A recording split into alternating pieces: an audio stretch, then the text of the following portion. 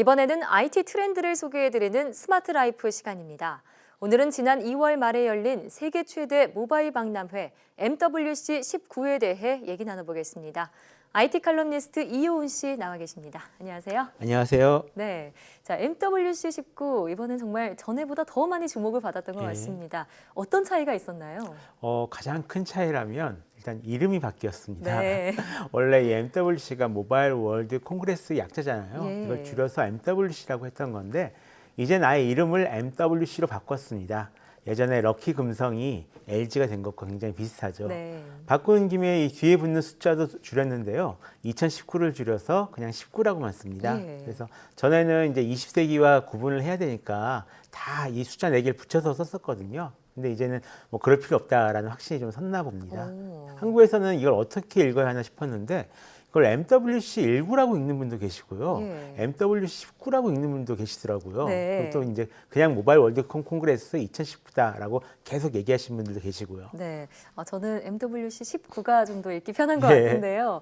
이번에는 뭐 5G나 폴더블 스마트폰 등이 주목을 받았는데 네. MWC는 매년 행사 주제가 정해지잖아요. 네. 올해 행사의 주제는 어떤 거였나요? 올해 행사 주제는 이 인텔리전트 커넥티비티, 그러니까 이 지능형 연결성이었습니다. 예. 작년 MWC 18 화두는 5G였는데요. 이번에 5G가 확실하게 도입될 것을 이제 가정을 하고요. 이걸 이용해서 어떻게 인공지능이나 사물 인터넷, 빅데이터를 연결할 것인가를 고민하는 그런 자리였던 거죠. 예. 세부 주제로는 연결성, 인공지능, 파괴적 혁신, 인더스트리 4.0, 디지털 신뢰, 몰입형 콘텐츠, 장기적 전망 등을 다루고 있었고요. 네, 어쨌든 정리하자면 2년 연속 5G가 주 테마로 잡힌 건데 예. 사실 아직 소비자가 체감하고 있는 바는 없지만 그래도 이렇게 기업들이 5G 분야에 더 나서고 어떻게 활용해야 할지 고민하는 그 이유는 무엇일까요? 아무래도 이게 산업 인프라가 완전히 바뀌는 그런 과정이어서 그렇습니다. 예. 이 네트워크가 바뀐다는 건 이걸 이용하는 단말기나 기지국 같은 이 네트워크 장비나 아니면 인기 있는 플랫폼, 콘텐츠까지 다 바뀌는 걸 의미하거든요. 예. 예를 들어서 처음 휴대전화가 나왔을 때는 이 사람들이 문자도 못 보냈습니다. 네, 진짜 기능이 있어도요. 아니 기능이 없었어요. 없었어요. 문자를 보내는 기능 자체가 아예 없었고요. 예. 그때까지 이 집전화만 쓰던 사람들이었기 때문에 이걸로 문자를 보낸다는 생각을 아예 못했던 거죠. 네네. 그러다가 이제 투지폰이 등장하면서 이제 문자도 보내게 되고 사진도 찍게 되었는데요. 또 이제 3G가 딱 되면서 이제 스마트폰 쓰게 되었고요. 예. 그리고 4G가 되면서 유튜브나 넷플릭스 같은 동영상 서비스가 굉장히 큰 인기를 얻고 있죠. 그렇습니다. 이게 다 네트워크 속도가 조금씩 빨라졌기 때문에 가능한 그런 일입니다. 네. 5G 시대에도 이런 변화는 거의 분명하게 올 거기 때문에 미리 대처해서 시장은 선점하거나 아니면 최소한 뒤처지지는 않고 싶은 거죠. 네, 그럼 신기술은 네트워크 속도와 연관이 있다 이렇게 볼 수 있을 것 같은데 네. 그러면 5G 통신 얼마나 빨라질까요? 일단 LTE보다 이론적으로는 데이터 전송 속도가 한 20배 정도 빨라집니다. 20배요. 네, LTE가 1GBps면은 예. 이 5G는 최고 20GBps 정도로 빨라지거든요. 그래서 한 용량이 2GB인 영화를 다운받을 때 예전에는 뭐 1분에서 30초 정도 걸렸으면 이거를 이제 1초, 2초 정도면 다운받을 수 있는 굉장히 빠른 속도에 1초 보이는 만에 영화 한 편을 다운받는다고요? 예. 예. 그리고 물론 최대한으로 나왔을 경우에요. 그렇군요. 그리고 반응 속도도 굉장히 빨라져서 LTE 한 10분의 1 수준으로 이제 줄어들기 때문에 자율주행차 같이 뭔가를 원격으로 조정할 때 실시간으로 딱 그 매치를 해가지고 조정할 수 있는 이런 일들이 이제 가능해지고요. 예.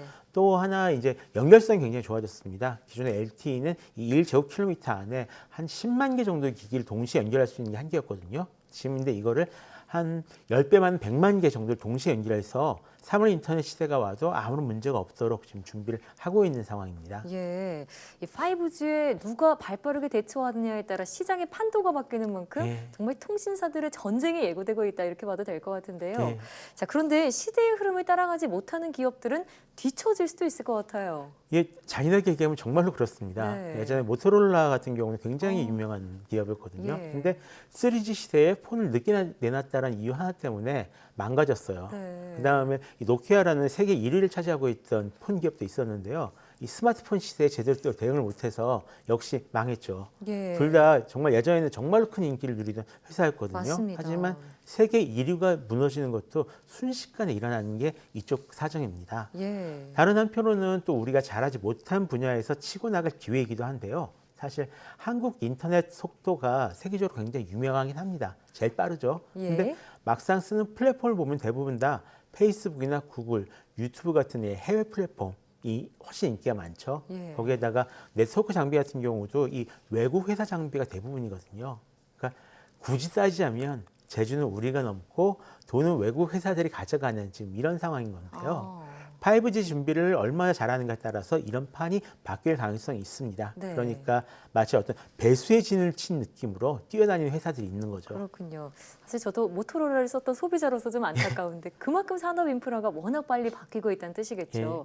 자, 그럼 이번 MWC19에서는 어떤 5G 관련 기술들이 선보여졌나요? 네, 솔직히 말해서 뭐 폴더블 스마트폰이랑 5G 스마트폰 그리고 5G 네트워크 시연이 거의 행사장을 쓸었다라고 네. 해도 과언이 아닌데요. 일단 삼성전자 화웨이에서 각각 이 폴더블 스마트폰을 선보였습니다. 네. 아주 비싸긴 했지만요. 예. 네, 그리고 5G 스마트폰도 좀 다양하게 선보였는데요. 폴더블 스마트폰도 일단 다 5G 스마트폰이고요. 예. 거기다가 LG V50부터 시작해서 갤럭시 S10 5G, 샤오미 미믹스 3 5G, GTE 엑선 10 프로 5G 등이 실제로 손을 보였습니다. 예. 또 중국 오포와 일본 소니에서도 이 5G 스마트폰을 개발하고 있다고 하니까 실제로 이건 다 준비가 됐다라고 보셔도 될 것 같고요. 그렇군요. 퀄컴에서는 이 5G 모뎀이 통합된 새로운 칩세트를 만들었다라고 발표를 합니다. 그러니까 지금 나온 폰은 따로따로 있거든요. 모뎀이랑 이 프로세서랑 이걸 합친 하나의 폰이 금방 나온 거예요. 예. 근데 정말 중요한 것은 이 폰보다도 콘텐츠나 어떤 비즈니스 모델이 아닐까 싶습니다. 네, 맞습니다. 자, 정말 그러면 5G가 대단한 기술이구나 하고 소비자가 느낄 수 있을 만한 그런 콘텐츠나 서비스는 또 어떤 게 있을까요?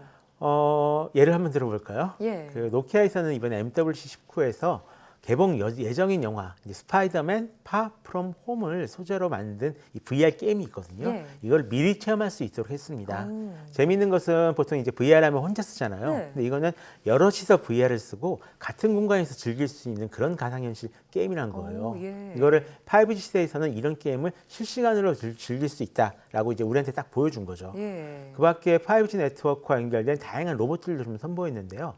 악기를 연주한다거나 아니면 아이를 돌보거나 아니면 커피를 만들거나 심지어 바느질을 하는 이런 그 모습까지 보여줬었거든요. 예. 이게 스마트 스피커를 써보신 분들은 알겠지만 아직까지는 이게 질문 같은 걸 하면 인터넷으로 검색해서 바로 약간 시간이 지난 다음에야 대답을 합니다. 예. 이런 딜레이가 있는데 5G 시대에는 이런 지연이 전혀 없어요. 그렇기 때문에 이 클라우드 인공지능 서버랑 로봇을 바로 연결해서 더욱 다양하게 쓸 수 있다라는 이런 사례를 저희들한테 이게 딱 직접 시연을 하면서 보여준 거죠. 네, 이 5G 기술을 어떻게 활용할지 그 사례를 잠깐 말씀해 주셨는데 그럼 우리나라는 어떻게 대처하면 될까요? 열심히 준비해야죠. 아쉽게도 이 5G 상용화는 약간 이제 좀 늦춰졌다라는 이야기가 이제 들었는데요. 이 네트워크 장비와 스마트폰뿐만 아니라 이 콘텐츠, 이게 한국이 잘하는 부분이거든요. 예. 그리고 비즈니스 모델 같은 경우도 다른 나라보다 우리나라가 조금 앞서 나가 있습니다. 그러니까 이런 부분들을 좀 잘 준비해서 5G 시대에는 좀 진정한 의미의 네트워크 강국이 되면 좋겠다라고 생각을 해봅니다. 네, 우리나라가 이 5G 기술을 선도해서 정말 페이스북이나 유튜브 같은 그런 플랫폼을 창출할 수 있는 시대도 왔으면 좋겠습니다. 네, 자 지금까지 IT 칼럼니스트 이효훈 씨와 함께했습니다. 오늘 말씀 고맙습니다.